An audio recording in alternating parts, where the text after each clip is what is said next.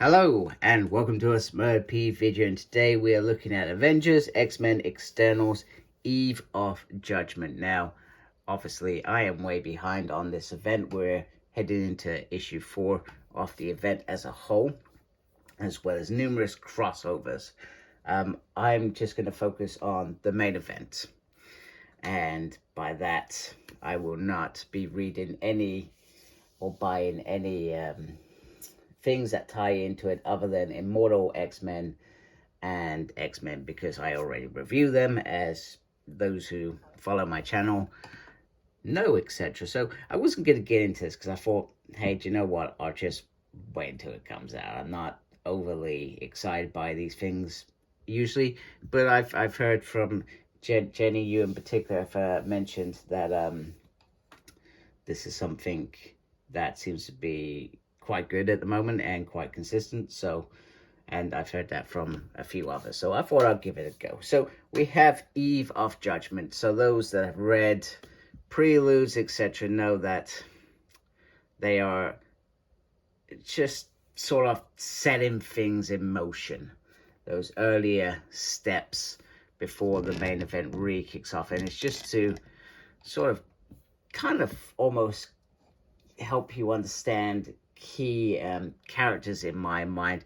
I always feel like it's could be a waste of time. So we start our story with the Earth referring to itself as the Machine, which is interesting because I've never heard it something like that, and I think that's an eternal word or world, but it is narrating, so it means that it's perhaps active, or there's a celestial that's active that represents the Earth. I do not know. And it talks about human being quite calm at the moment, nothing going on. The Avengers enjoying breakfast, the Krakoas enjoying their island. Very, very simple stuff. And then we meet, I'm going to say Jurik. I'm not sure how you pronounce that. Jurik, I think that's how you pronounce it. And then you got Damo. So Jurik has approached Damo about how they can kill all the mutants. And he says he's got this bomb. It's massive. And basically, its technology will activate on the island. And the mutant problem on Earth is gone. But we do not hear why they want it gone.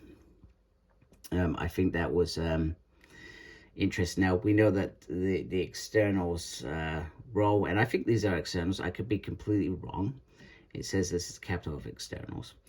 Their role is to preserve evolution, the Earth, human life. So maybe that's what this is about, knowing that the mutants can now resurrect themselves. They've become a unnatural part of the evolution. And then we get all this. So these are all the different fractions of the externals. And boy, I never thought it was this big. So, but it is big. And they've got like different teams. So they're almost, you know, this is like an X-Men team, for example. That's, I guess, the only way that I can look at it. So you got Olympia. And some of these are, I guess, worlds as well. Polaria, the Exclusion, the Oceanic Wash, the Celestians, Priests, Titanus, Hermits, etc., etc. Now, we, I've forgotten his name already. We get to meet Icarus. And Icarus has discovered that every time he is brought back, a human life is snuffed, which goes against everything that he believes in, and he grows. And he's currently on his planet, and he's helping some of these survivors. However, one of them is in the press, especially as it was the externals that did this. So something's happened before, something that I've not read, I don't know, and I probably don't actually intend to go and read. So he fights with this creature, and his friend comes in quite quickly, and they subdue him, much to his domain. He says, you could have done this. It's almost like you could have stopped this. So Icarus, still struggling, says he needs to find a better way to make amends, and flies off, etc. Now, we then get to see some other externals, and this one also cannot deal with the fact that humans are dying every time he is brought alive. And then this one says, well, you know what, to the priestess, we can mind wipe him and then start afresh. He won't remember these things, etc. So he's clearly got some sort of end game going on as well. So they all seem to have their agendas in the externals. So they're not an exact race. I think they're a race. They seem to all have hidden agendas of what they want to achieve, etc. So the priestess talked to him about they want to make a god, and they've got what they need to do that from him as well. So they have stolen a mutant, and we probably already guessed what that mutant is. However, this external is not interested in that. His heart is broken. This isn't what they're meant to be about, etc. So he goes. And then the priestess go off, and they're glad that they didn't share. I can actually turn the page. That they had stolen Mr. Sinister, which we saw in Immortal X-Men. So Sinister will play a part in the external schemes behind the thing. So Phastos, which I think he's the same creature that we just saw. Don't get me wrong. Is he's working himself hard to repair some of the damage that was done on this planet, and it's a statue.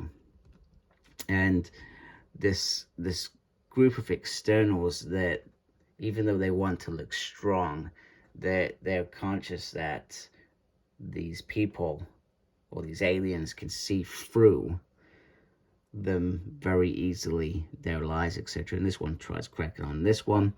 However, Cersei and him have something going on, and I think this is Cersei here, and he's quite interested in pursuing that. And they just keep referring to Earth and mortals and perhaps trying to do things differently. So this ramification of what they've learnt is clearly playing on all their minds. And maybe that's where some of this stopping the mutants is about, perhaps. And this is where Druid obviously comes in, etc. So they have a plan with the bomb. They're going to send it to Krakoa. It's going to land on Krakoa and take out the mutants. And they almost saying that the mutants are deviants themselves, which is what they usually fight, I guess.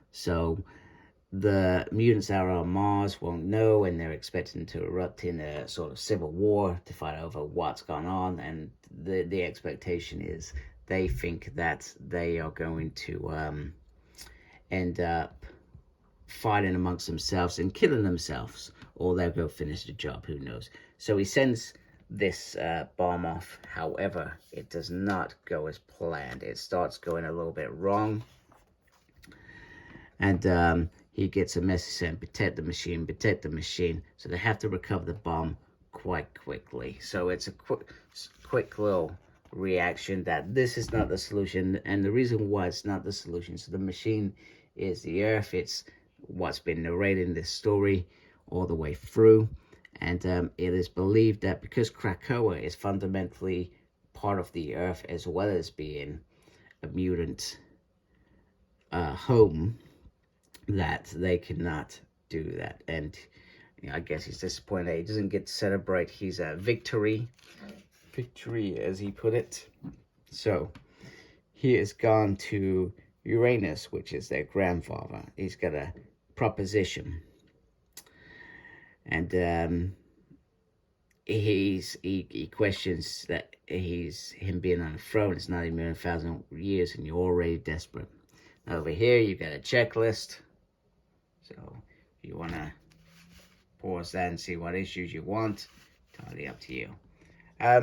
Not an overly inspiring. Oh goodness, that's why I don't zoom in now on videos. Not an overly inspiring issue as such, and you can get some Star Wars on the back. Not an overly inspiring issue. It is what I expected from a prelude, but I thought I'm gonna do it anyway. I'm gonna read it. I'm not gonna lie, a lot of it I don't understand because I'm not an avid reader of externals. They don't interest me, and it's probably one of the reasons why I thought I'd read this as a sort of afterthought. So it's a simple issue. I feel like that I would have liked a bit more why they're doing this. Perhaps that's already been explained in issues before, or maybe that's going to be picked up when they attack. This is why we're doing it. I believe it's around the resurrections, and that they don't agree with it, and that they're going to try and kill the Five, is my understanding. But it will be interesting when I get onto the next issue, the ins, the outs, etc. Anyway, hope you like my video. If you do, appreciate you supporting my channel by subscribing. Thank you to those that are already subscribed. Make sure you look after yourself as well. Very dark times in the UK at the moment with the Queen's death, and may she rest in peace. Take care of yourself. Embrace geekiness. Goodbye.